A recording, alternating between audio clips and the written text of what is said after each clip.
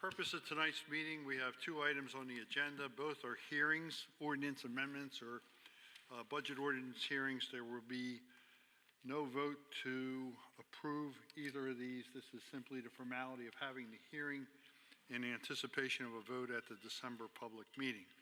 The first is a proposed ordinance amendment to the non-uniform pension plan for IRS update language administered by PMRS.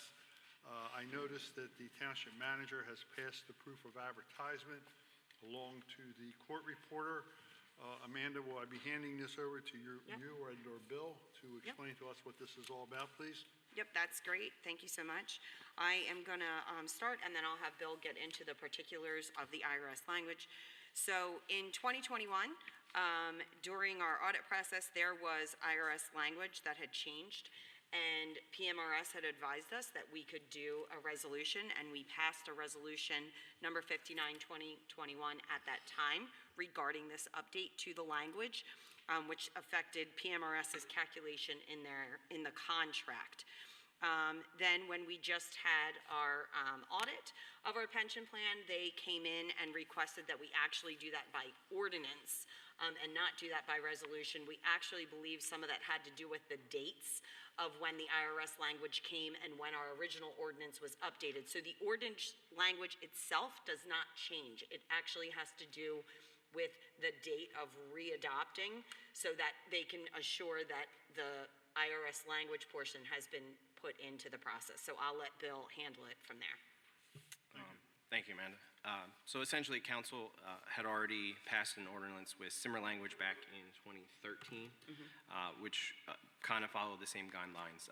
Every 5 to 7 years, is my understanding from PMRS, they will update the language in their legal language in their agreements, which follow the Internal Revenue Code, and basically it follows a lot of Section 400 of the Internal Revenue Code, and this outlines various things from the max compensation allowed to calculate pension benefits, the distribution period of these benefits, the type of retirement plans, and what things are permitted to be included in compensation when they do actuarial evaluations and calculations for pension benefits. So when the IRS changes anything in the IRC or makes updates as occurred in 2016, PMRS has to then change the language in their doctrine, which then basically trickles down to all the municipalities, entities, authorities that have PMRS as their pension plan. So this language basically just adheres to that, saying that we are in compliance with the new updated IRC language as PMRS is in compliance with the new IRC language. This does not affect any of our pensioners or anything really in our pension plan agreement between us and PMRS. It's really just a language in the IRC that changes from time to time, as everybody kind of knows how tax law is and how the government likes to make just updates as they go along. So that's all this is. It's really the same language as in 2013 and is the same language in the resolution that Council has already previously passed this year. Okay. Any questions or comments from Council regarding this ordinance under consideration? Any questions or comments from anyone from the public? Seeing none, I think if I'm correct, we would anticipate action on this ordinance at our December public meeting? Yes, that is correct. December 5th. December 5th. Thank you. Seeing none, I guess I would entertain a motion to close this hearing. Do we have a second? Second. All in favor, please signify by saying aye. Aye. Norman, do you need a couple minutes to get ready? Are you ready? Okay. That's perfect. Love hearing that. We're going to move right into the second hearing, which is the proposed 2024 preliminary budget ordinance hearing. Amanda, do you also pass along? Do you also pass along the proof of advertisement? Yes. Okay. Yep. So Norma has the proof of advertisement. That being said, I will hand it back over to Amanda and Bill. Sure, that's great. They're just trying to get the presentation to be full screen. Got it. I got Bill's leads.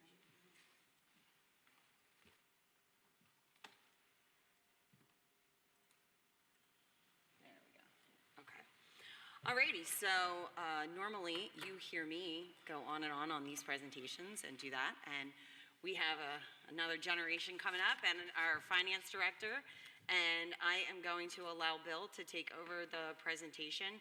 I would like to just start and say thank you so much to everyone, including our staff who works really, really hard every single year to make sure that we're in budget. This process, as Bill will mention, happens all year long. So we're constantly evaluating, we're constantly looking at different numbers, we're paying attention to economic conditions, and that's what this is a result of in our discussion tonight. So we look forward to discussion with the public and council, and I will allow Bill to take over. Thanks. Thank you. Before you start, I'm glad you're allowing Bill to take over. He's great. So this is just a quick overview of what Amanda discussed with the annual process. The budget is kind of a living, breathing process all year round. We're continually, monitoring kind of outside economic conditions. We get monthly and quarterly kind of CPI reports. We review, the cost of everything that we're currently spending with supplies, with personnel, with professional services, kind of everything going on that are the constants within the budget every year, to kind of see, we're talking with our vendors, we're talking with our contracted third-party persons, to essentially kind of create a draft in the beginning of the year that continuously flows up until this time, where we present kind of a copy of the budget that we feel best reflects where we are at currently, and where we kind of need to be, starting in the new year. So then this is just a quick highlight timeline of how the budget process kind of gets to the to the finish line. So November 1st is the budget is released to the public. Today, November 14th, is our ordinance hearing where council discusses what is in the preliminary draft budget. And then between now and then the next council meeting on December 5th is when any changes will be made based on council's discussions tonight. Additionally, I'll just add that, and it's also anything that we get in, so we're getting the assessment numbers haven't come in fully yet, the insurance renewals, so there will be some minor changes that always happen between this hearing and the actual date of adoption on the 5th, and they're minor in nature. Yes, sorry. So any, insurance premiums, we kind of wait, or we're at the beck and call of the people who provide those premiums. We're currently working on them. I should have them shortly. And the same with the county assessment. Those numbers come from the county. We hope to get them before the December 5th meeting. We're usually able to get a very good number from the county that's, budget-wise, we're pretty on point, even if there are some changes after December, because again, that is also a fluid number, as there are, transfers and assessment appeals and all that fun stuff that happens at the county level. So then, as we get into the preliminary budget, the following is a quick summation of the priorities that Amanda and I really focused on as we were putting the budget together. These priorities come a lot from discussions with council, their discussions during meetings, as well as input from the residents. There's a lot of involvements with residents when it comes to parks and recreation, with the master plans for Bush Hill, for open space, for those types of items, from the community with the library, from the fire company. So those things are always considered in our priorities, and where we kind of try to focus our attention first when we're doing the draft budget.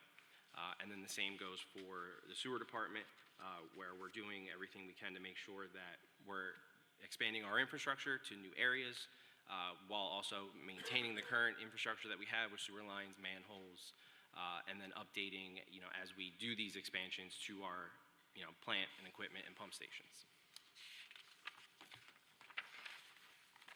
And then this is just a quick snapshot of, so our governmental funds are essentially the township funds. The general fund is our main operating fund, where the majority of our expenses come from. And then we have special revenue funds, capital projects funds, and then as well as debt service funds. And I'll just do a little quick, so on these, so for the library and the fire services funds, you might notice that the year-end anticipated balances are less than our proposed expenditures. These two funds are 100% funded through the tax millage. So this is essentially an in and out. And then at the end of the year, there are always, with fire services, when it comes to the fire hydrants, as well as with the library, there's always a little bit left over if there are any assessments or appeals. But then these funds, if they're related or due to the fire company or to the library, they get paid out kind of at the beginning of the year, but that's why there's always a little bit of a balance left.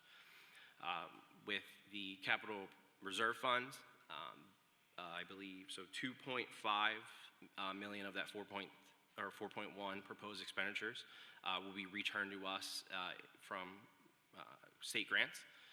So that's why that number is, kind of very close to the year-end anticipated balance. The capital reserve fund really functions as a big in and out when it comes to grant funding to cover the cost of a lot of those large projects. And the big ones in there for the next upcoming year are Octorara, as well as the Smithbridge Road roundabout. And then for the open space, that one looks probably a little off-putting at first, I guess. So there's $300,000 that are also coming back into that fund for grants. The majority of the expenses in that fund relate to the Beaver Valley Pocket Park, which we have a grant for, as well as the Township Smithbridge Park master plan that also has a grant for it. So as there are a lot of expenditures proposed for next year, both of those grants are a 50% reimbursement. I'll also point out that the fee in lieu fund is also housed, that's developers' monies coming into that fund account, because there's two open space, can you hear me? There's two open space accounts, one that is the tax fund and one that is the fee in lieu fund. And the fee in lieu fund we use for parks and that nature, that's why those expenses are in there. So I just wanted to point that out. And then, so as I previously said, the general fund is really the main operating fund of the township. That's where the majority of our expenses are housed. This fund includes all personnel expenses, public safety expenses, tax collection, most of the building maintenance if it's not open space related, as Amanda just said, all of our public works, and then all of our buildings, codes, and parks and recs and trails, all that general maintenance. And to summarize the chart, it's essentially the trend is that expenses have been slowly increasing since 2019, as I think most would expect with current economy and current inflation rates, just how the cost of goods has greatly increased over the past 2-3 years. And then because of that, as you can see, our fund balance, which is the darker line, is slowly decreasing. And essentially this just says that we're starting to utilize more of our fund balance than previously because our expenditures are starting to slowly outpace our recognized revenues. And just a quick comment on the revenues, you see revenues are still matching most years in expenditures, some years a little bit higher, but there's never a real general similarity between years, I'll say. The general fund revenue is by far the highest rate of fluctuation when it comes to our funds. And then this is just a quick quote that Amanda and I found that we wanted to point out. So U.S. mortgage rates are forecast to stay above 7% in 2024. Effect is projected to depress sales of existing homes to the lowest level since the early 1990s. U.S. housing has become much less affordable. And then another one, slowing economic growth predicted in 2024 due to factors such as high inflation, high interest rates, rising consumer debt, and lower government spending. This is just to point out, as I previously said, with the current economy, there are a lot of factors out there that expenses are going to continue to increase. And we point the housing market because, as you'll notice a little bit later, a lot of our revenue in the general fund relies on real estate transfer taxes, which is directly affected by the current housing market. So if the current housing market continues to slow, the less people are buying homes, the less money will be generated on transfer tax sales. And as I stated, so this graph is a breakdown of the sources of general fund revenue. License permits and fees are 38%. Real estate taxes only make up about 16%. And then Act 511 taxes, which for the township are real estate transfer taxes, LST, which is local services taxes, and amusement taxes. Those are the three Act 511 taxes that council levies. They make up 32% of our revenues. And then there's a small contingent of about 12% that are broken up between intergovernmental revenues, which are grant reimbursements from local, state, and federal grants. Park and recreation is 2%. And then all other just kind of encompasses refunds, reimbursement, miscellaneous revenues, those types of things. That makes up about 4% of current revenues. And then, as I previously stated, the trend here, as you can see, Act 511 taxes are the top line, which are our highest revenue source. This chart shows the real estate taxes, Act 511 taxes, as well as license and permits, because those are the three largest revenue sources for the township. And as you can see, real estate taxes are basically across the board even. There's that little dip between 21 and 22, and that was when council made the decision to appropriate millage to the fire company directly in a separate fund. And 2020, obviously there was a dip in code and license and permits because of COVID, but the biggest, revenue source you can see has the highest fluctuation. It is really out of our control any given year what Act 511 taxes are. In most years, they are consistent. There is a pretty good average of them, but as you can see, that average fluctuates greatly from year to year and is really dependent on current housing market and economy and sales. And then similar kind of chart just showing our current expenditure trends over the last 5 years. And as you can see, I apologize, I'm colorblind. So some of the lines to me are the green and the yellow, so I don't want to point out specifically. But I believe, so the general government line, which is the majority of our expenses, that's township administrative staff, any expenses related to buildings, legal, engineering, tax collections, those sort of things are that top line.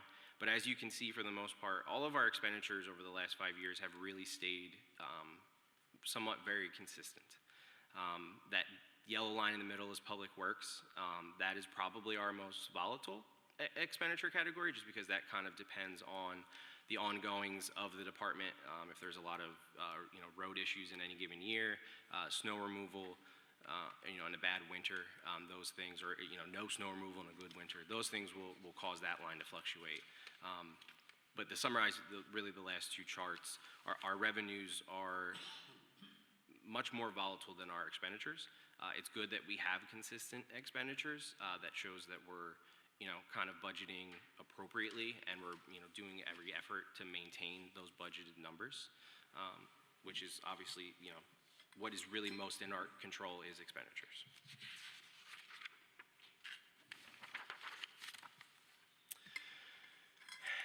And then the theme of tonight, so the current economy as it relates to our revenues and our expenditures, and the challenges that we face with those. Township's revenues remain generally consistent, except for the real estate transfers, as I previously noted. Permits are all dependent on development.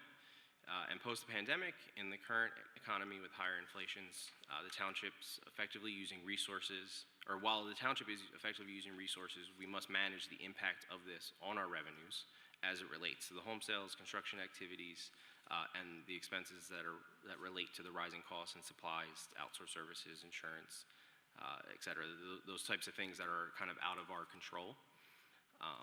All of which means the township has been scrutinizing its expenses and evaluating the state of revenues to ensure a financially stable future, especially as we solely rely on general fund revenues to fund our capital projects, which pays for construction projects in our parks, roadways, and buildings. And as I'll talk about shortly, every year council, Amanda and I make a recommendation to council where they will transfer funds from the operating fund, any excess fund balance, over to the capital reserve, because right now that is the only source of revenue for our capital reserve fund. So any projects that are required, or any purchases that are capital in nature that are required that don't have grant funding tied to them, comes from any excess fund balance out of operations.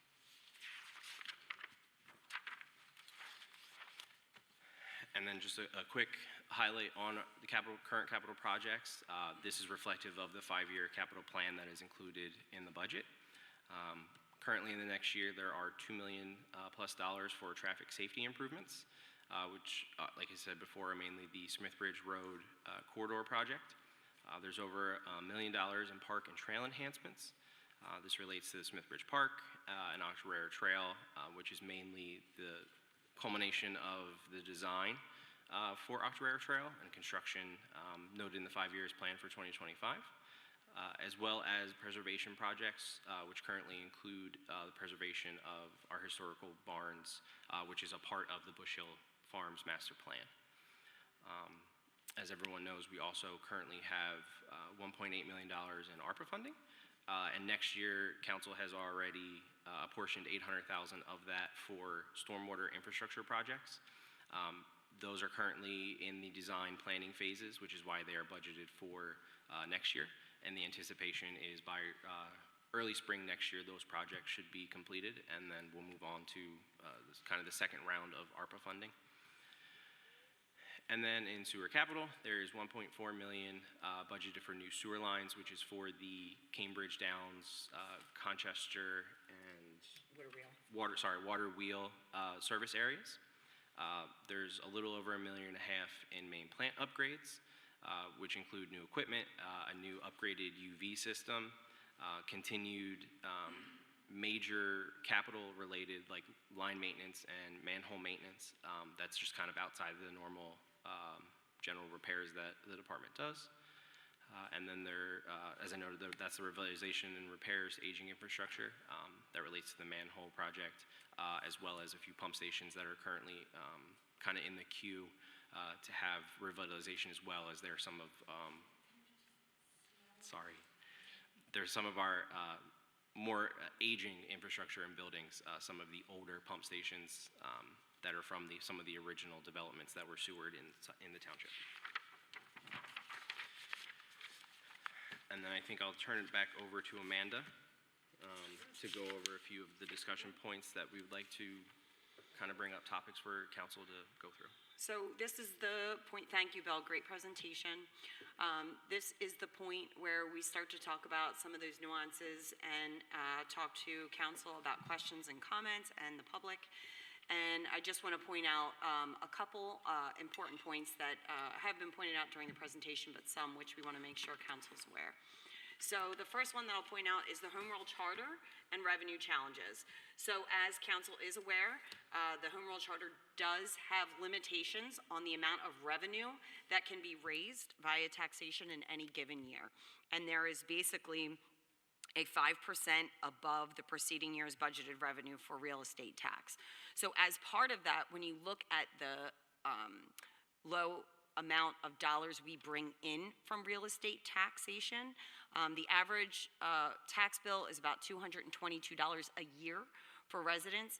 And when you take the whole number of what comes in any given year, with that 5% limitation, you can raise it amounts to about $80,000 in any given year, which is the most you can raise. Township-wide. There is an allowance in there for a resolution if you had to go above in any one year, but I think the hope is that, we're fiscally, thinking about future and responsibility and how we will navigate some of these waters. So I point that out because it's very important for council and the public to understand, which creates challenges for us, especially as we're in this economy of basic inflation. And we're also dealing with the challenges of where 70% of our revenue is on non-dependent. So basically, our 70% of our revenue comes from the real estate market, charges for service, which has to do with construction and other items. So it's important for that to be noted every year that we come into this. I do note that I have noted this in previous presentations, particularly on our revenue side, and those challenges that come from that. Additionally, future dedicated funding of the capital fund. Our capital fund, as we've talked about that, Bill mentioned this earlier, the sole revenue, while we go for grants and do as much as humanly possible to leverage every dollar, which has been the direction of council since I've gotten here, we do that every single year, and we have millions of dollars that we bring in grant funding. But the only other revenue source to that capital fund is through excess revenues in the general fund. So that's very important to note. So capital expenses are expensive. They are the large projects. And they're the roadway inlets. They're, 3 million different things. The pointing of this building that, we did a portion of it and it was $100,000. Those are large items that are in the capital fund. Additionally, nonprofit requests for money. So we did get asked, I believe it was Darlington who asked for an additional, several thousand. We have the fire company who gave us their budget and where they hope we would be, which is basically doubling down on what we currently commit to them. So they're in similar boats, as the rest of us, and they are looking to the municipalities to and are requesting more money. With the amount of money, which is double what we give them, per the Home Rule Charter and the limitations, you cannot raise that in 1 year without some sort of a relief or via a resolution. So that is important to note, that everyone understands that you couldn't just decide to do that without a plan of raising revenue over years. Additionally, I'll note, we have over 300 acres of open space. We talked earlier about projects that we're working on, particularly Octorara Trails. We have new trails coming. We have facilities and things that are now aging, and we have to maintain those. We have a very bare bones staff, which we've kept that small because we outsource where we can, and it's smart. And we've also been hiring more skilled help to try to keep things in-house. But there are a lot of things that we still have to pay for, and I want to make sure that we're being good stewards of our property, sort of as council has tasked us to be. So those cost money, and if we can't fund our capital fund with dedicated revenue, then we will definitely be in a situation where we are going to be deferring maintenance and things of that nature. So if you look at the 5-year capital plan, you'll notice in the last 3 years of that plan, there are not a lot of expenses other than necessary expenses that are in there, which is important to point out. We're not just coming up with items to come up with them. We are genuinely looking at every single thing and working with our staff closely to make sure that we monitor and know what are the important things to get done. So with that, I'll turn it over to council for any questions or anything you have for Bill, myself, or Terry, and then you can turn it over to the public. Any questions or comments or suggestions? I would like to say a few things. First of all, thank you to the staff for putting this document together. There's 32 pages, numbers after numbers after numbers. Tremendous amount of work. I tend to simplify things. When I look at the revenues, I see 3 pages of revenues. When I look at the expenses, I see 9 pages of expenses, and I see expenses getting more and more each time we get into a budget. I'm not sure where we're headed. I know we haven't increased taxes in a long time, whether it's 6 or 7 years, something like that. And I know we can only increase by $80,000, which is not nearly enough if we want to do some mega contributions to organizations like our fire company. And fire company is very, very important. I mean, where would we be without our fire company? We need to fund them and make sure they're fully staffed and they're doing the job that they're required to do. Additionally, there's other municipalities that have the same responsibilities that we do, and they need to pony up as well. So I'm not sure where we're headed with this, whether we should think about maybe a small tax increase, or maybe hold off for 1 more year and think of other ways to generate revenue. And I'm sure we can put our thinking caps on and come up with different ways of coming up with those ideas, but that's my 2 cents. So I'll let anybody else talk. Anybody else? Larry, you have anything? Or I guess the one concerning question I guess I have for Bill and Amanda, the funding of future capital expenses. We had a fairly substantial nest egg years ago, and we have since appropriated that money, as you used as an example, this building here, the pickleball courts, various enhancements over at the parks, the work that gets done down at Bethel Road, and the pocket parks and acquisitions of open space. So if I'm understanding this correctly, that large capital budget that was there was basically budgeted to be used. And now any funds that are in there are pretty much dedicated to specific purposes. So if we were to consider an increase, I think that, to me, I would hope the council would consider, if they do it, is perhaps that money would go right to funding the capital account. Even though it's a pittance compared to what we're spending, at least there would be something going in there each and every year. I'm not sure, I agree with John on whether we should be considering it or not, but it sounds like that we're somewhat tied up by the clause in the charter that you read to us that we can only raise by 5%. I think also if you take that average tax bill in Concord Township, that means that particular property owner, and I think I'm one of them that's in that 220 range, my bill would go up $11, less than $1 a month. That's correct. And I'd probably spend more than that on, Ice cream. yeah. So anyway, just something to consider. Do any of my colleagues have anything they want to add to that, or? I just want to add that, financial health is absolutely important no matter where we are looking at finances. And if we need to, I'm looking at the graph here with the real estate taxes, which is pretty much flat for a long time. There has been no tax increase. I'm not saying we have to increase the taxes, but that is an option definitely to consider if we need to, if we have to save our, keep ourselves in a good financial health here. Not to take a shot at the school board, but I think local government is always in the frame of mind, we never want to raise taxes, and school boards apparently will advertise that the budget's going to be 5%, and then they give themselves a pat on the back when they only made it 3%. But I think this board and all the boards and all the councils before me, even before my tenure here, have always been very, very cautious with the tax dollars, very, very prudent with the tax dollars, and have never looked at considering a tax increase lightly. And I think that's evidenced by having one of the lowest tax millage rates for a municipality in Delaware County. Anyone else? Any comments from anybody in the audience, please? Why don't we go with the fire company? Dave, would you come up? Would you come up to the microphone, please? The mic should be on. It should be green, Dave. Dave, good to see you. I haven't seen you in a while. Montville, Montville.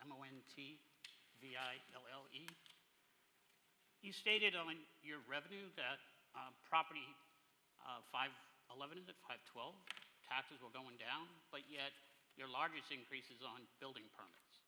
How does that?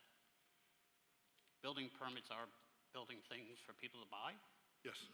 so shouldn't then that 511 be going up? So the majority of the building permits relate to commercial. A lot of those properties previously sold. Pulte would be a good example of that on 202. That sold, many years ago, and they're just now developing. So there's that lag of when you look at the revenue trends. So 18 was a very high year. 19 started to teeter off. 2020 was obviously kind of the COVID year of, you couldn't really predict or rely on anything. And then they slowly started to work their way back up. The main issue with them is just the fluctuation. It's really 100% dependent on, obviously, how the economy is. So right now, everybody's seeing, high interest rates as well as high prices for homes. So there's not a lot of residential sales. The majority of the bulk of our building permits when it comes to dollars relates to the commercial. So when a lot of those properties sell in previous years, it takes obviously a time for a Pulte to start developing. We're just now starting to get, the building permits from there. Okay.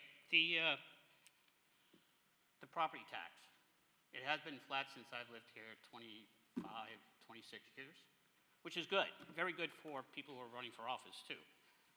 The issue becomes with the firehouse that somebody decided on Concord Township to pay us out of the general fund, which is why that tax rate is low. That's why you can't increase it to meet needs now, because it was never a part of property taxes before. This should have been increased every year so that by the time we get to now, some of our demands or requests would be met. Your tax base would be higher now, so your 5% would be a bigger chunk than $80,000. It's something to think about. Even next year, from what I see, you're funding it from the general fund again versus how much is coming from property tax. There's still millage dedicated into the, It's 140,000. so the way that the millage worked, so when we, are you talking about when we transferred, or you're just saying in general? Because I it just wanna was make sure. never put as part of our property tax, and property taxes should have increased over the last 20 years, so that if you had a 5% increase, it would mean a lot more because inflation's going up. And to keep that low tax base is nice for people that say we have the lowest tax, but now we have issues with getting money for the things that we need.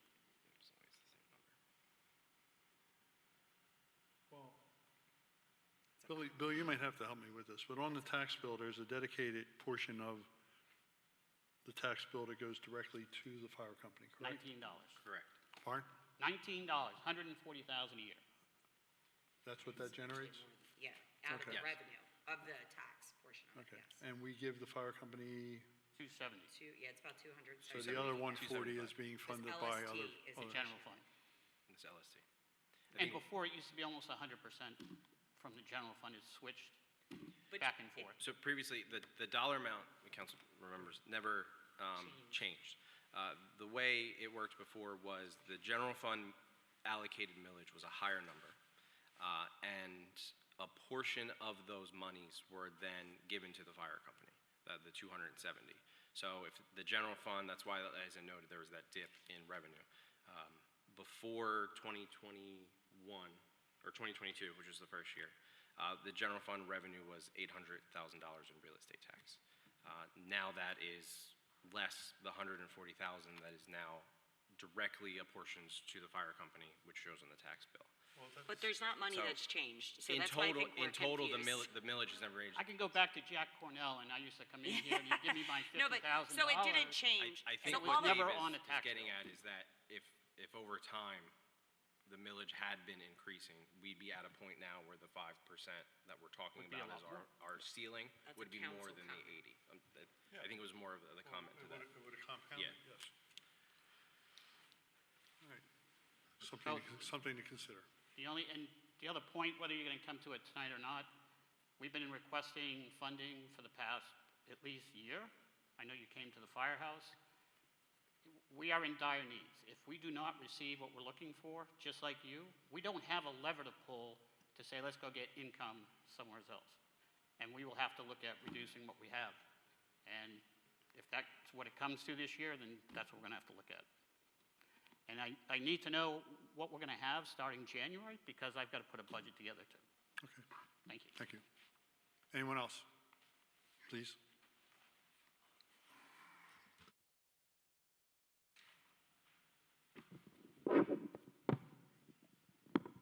Doesn't move. Okay, good evening. You can move the neck, this part, the top. There you Oh, go. I see, fancy. Okay. Josh Twersky, I'm a resident and taxpayer of Concord. I don't know if any of you saw this afternoon that Senator Mullen from Oklahoma, during a committee hearing in Washington, D.C., wanted to physically fight the head of the Teamsters Union today, and Bernie Sanders had to break it up. Bring that up just because we're not going to do that tonight. We're going to be very calm. Right. Is this meeting being recorded for the YouTube? Excellent. Hopefully we'll be doing that with planning and zoning and all of the others fairly soon. As It's a very good way to be transparent. And even Park and Rec, maybe, when they have their meeting. Just curious, Colleen Marone seems to have been MIA for several meetings. Is everything okay there? We're supposed to be focusing on the budget. Colleen's father had been very ill, was in hospice care, and just recently passed away. Okay. I'm sorry to hear that. Sorry Okay, for her but loss. Thank you for that Can we focus our information. questions on the budget, please? Thank you. I'm getting there. With respect to the budget and professional services throughout the budget, I'm hoping that while I do realize that it's not required by law, it is a very good idea to send out RFPs for all of these jobs. It's the only way that one will know if you're getting quality services at the right price point. And that's why most other contracts are bid out. My understanding is Chester Heights and Bethel will be sending out RFPs for various of the professional services. So I hope that's something that you all consider. With respect to interest rates that was brought up in the presentation, UBS just came out with their 2024 recommendations, and they foresee rates decreasing actually dramatically in 2024. That's something you may want to look at. William Kalin, you look familiar. Did you work for Lightsell and Economides? Lightsell and Economides. It's the township CPA firm, which Cindy Lightsell, who is the head, and the accounting fees are in the budget. That's why this is related to this. The partner in charge of the audit, as I've said before, we've got counsel at the top that appoints the professionals, like the CPAs. We've got the local Republican Party that runs the campaigns for all of you. And we've got the local professionals, the solicitor, the CPAs, the engineers, that all give political contributions. But specifically for the CPAs, now that we have a former employee of Lightsell and Economides and political contributions being made to get you all to appoint her, I don't understand, as a licensed CPA since 1995, I don't understand how they can put that they, on our supposedly unqualified financial statements, that they were independent. And that is the most important part of an audit, is that the accountants be independent. And in my opinion, they are not even close. So I don't know how our financial statements can be relied upon. And that is the beginning point of the budget. So I don't understand how that can happen. With respect to the budget and the permit fees that are included in the budget, I'm sorry, fees in general, the fee schedule, which I'm sure will come up also in late December or January for approval. I noticed that the retainer of $4,075 that the solicitor gets paid every month for what appears from all his bills that I've reviewed, that $4,075 is only for him to show up at these meetings, at the council meetings. I don't see any other expenses being applied towards that $4,075. The average meeting's been taking about an hour, because you've only been having one meeting a month. So that's about $4,000 an hour that our solicitor has been making off the backs of the taxpayers. I also, the fee schedule, I believe it was either 2019 or 2020, had the $4,075 retainer on it, in addition to the, I think at the time it was $175 an hour that he was being paid for everything else but the meetings. That dropped off for some reason. So there's no transparency to exactly what the solicitor would be paid for his fees. Let's see, what else did I have here? And then we'll get to, oh yeah, the last page of the budget, the capital budget plan. It's interesting that if you start looking back through years, for example, in the 2021 budget that went from 21 through, projected from 21 through 25, takes, for example, the 2022 grant line, it's $900,000. But when you move forward to 2022, it's almost $1.7 million. And what's interesting, and is if you analyze all of these, it's interesting that more grant money comes online, which means that less taxpayer money is being spent. That's interesting in the sense that this is why the funds have constantly gone up and that we've been amassing this huge amount of cash that no other township in Delaware County has the type of cash on hand that we have. And I know there was all this transfers back and forth and everything is in line accounting-wise, but take a look at that, public. Take a look at that. It's interesting.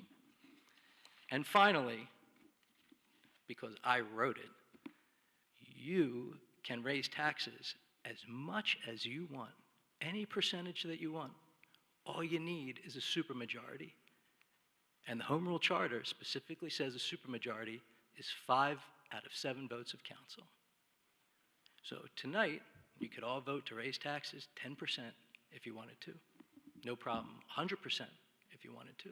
So reread the Home Rule Charter. It's the paragraph right after the limitations of the 5%. So that was just untrue, what was stated by the manager and the finance department head. Have a good evening. Any other comments or questions? That's not correct. No.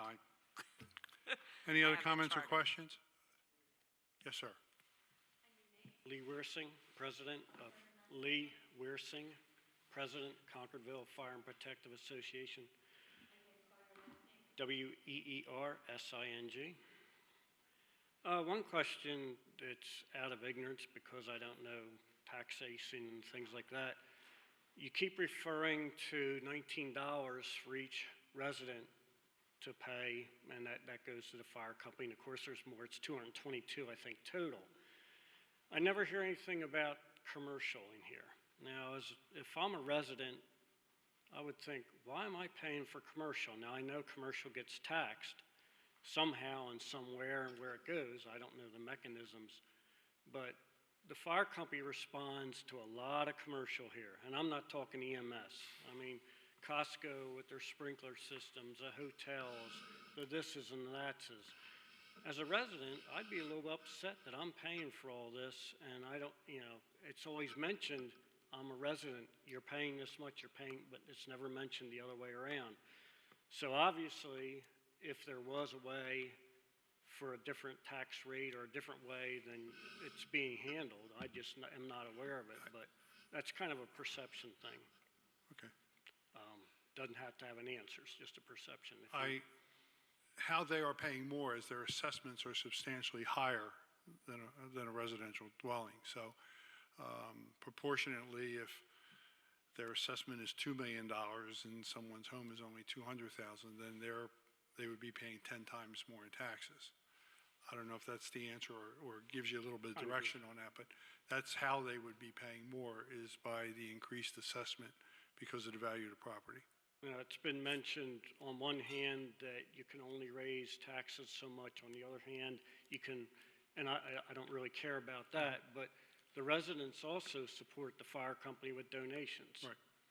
We receive no donations from any commercial except for Maris Grove, who has been very good to this fire company over the years. Good. So, maybe say, okay, you're not donating, you're not helping out. How about we raise taxes on them? And that's just a comment. Costco, when they had their open house, we didn't even get free hot dogs when we directed traffic. So, All right. obviously, I didn't forget that. Their hot dogs are pretty good, too. Yes. Another thing is, the fire company has come to the township, and we've come, I think I've been here 3 times on this, with our budget. We know that the budget has jumped dramatically, doubles dramatically. Some of that was incumbent upon us. We let some things slide. Most of it was the business that we're in, and it is a business. COVID kicked us in the butt. Volunteers have gone by the wayside. What it takes to certify a volunteer, the hours involved, that's gone in this world. We're fortunate. We have a surplus of money that we can back off on, and we can take the loss right now that we're anticipating. Once that's gone, it's yours. And you have to fight with the other townships about how much is theirs, but it's $2.2 million a year you're going to figure out. And that's not a threat, it's just, none of us wants to be in this situation. So we appreciate you working with us and talking to us. We also have explored other ways to make money. Some of the grants that we've gotten looked at for staffing and stuff originally, those grants became immediately punitive if you couldn't retain the people, and you had to pay that money back. Now, we're getting ready to work with Kurt Weldon about some grants and stuff. Kurt Weldon, W-E-L-D-I-N or E-N, I'm not sure. Who's a resident of Thornbury Township. Maybe he'll help us a little bit with some more federal grants that we don't know about. We've also, and we'll look into the SAFER grants. We do get state grants. So we're trying everything we can to make money elsewhere some way. We came to the township about COVID funds, and I think we were one of the few that presented a really good scenario of where we needed the funds. I don't know where those funds went, what happened to them. We've also trying to do this ordinance for billing insurance companies for calls, and hopefully, I know that was presented in November at your business meeting. Hopefully it comes up in December for passing. So we've been to all the other townships. I was at Dave Montville and I were at Birmingham back in October. We were well received. Don't know if we're getting any more money. They're pretty tight-lipped about their budget. They usually wait till the last minute. We were down at Chad's Ford and met with Chad's Ford, Bob and I, Vasic, and we had a good conversation, but that was an interim township manager who was taking over for a township, so who knows where it is down there. We were well received, and there was some suggestions about where to get money from. Their treasurer asked us about, do you solicit nonprofits? Yes, we do. And in Chad's Ford, we got very little response back from nonprofits. So the fire company's trying, and I think that if you look our budget over as detailed as your budget is, which is pretty impressive, you'll see that we don't waste money. The officers don't get paid anything. People on the board of directors, the volunteers, there's a stipend program, and that's it. So we watch our money. Right now, we have no debt. We don't owe anybody anything. We have no major expenditures on the board except for ambulances, and they're minor at $300,000 a pop. So I know you're aware of this, but it needs to be alleviated before it becomes a crisis. And so I think we've been through this before, and we all know where we're coming from, and we appreciate the help and you guys working with us.